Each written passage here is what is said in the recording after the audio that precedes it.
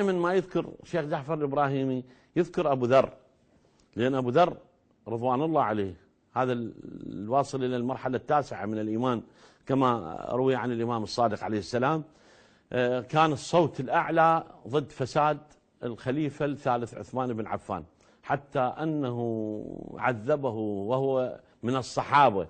بس تعال البلوى من تحكي يقول لك هات تسبون الصحابة. ذو النورين عثمان بن عفان،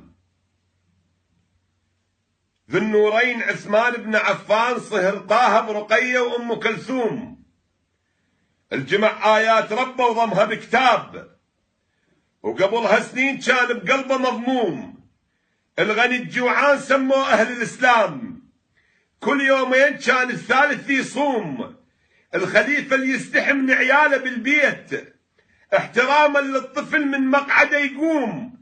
اللي يلبس بردته من ينام بالليل، يخجل من محمد حتى بالنوم.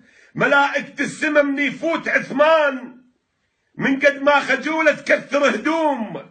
تلبس قاع حتى يضمها التراب، وإذا بالسما كانت تلبس غيوم. إذا ينمز قبل بحجاية من ناس، الله من السماء يصيح محشوم. عثمان الوهب كل ماله للدين، وجهز جيش عسرة لغزوة الروم. عثمان الخبزته تفتر على الحلوق، عثمان الخبزته تفر على الحلوق.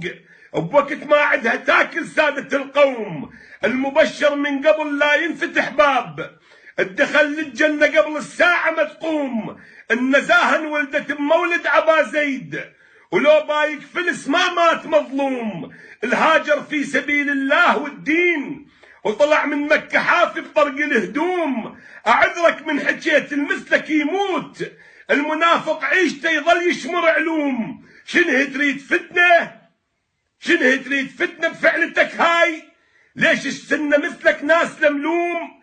أبو بكر وعمر عثمان أبو تراب البتول وعائشة و12 معصوم. ولك مالتنا ذولا وموش ليران، الصقر من يمتبي والتاجر البوم. سلاما يا خليفة من الله مهيوب، الميت بس لهسه ويكسر خشوم. الميت بس لهسه ويكسر خشوم.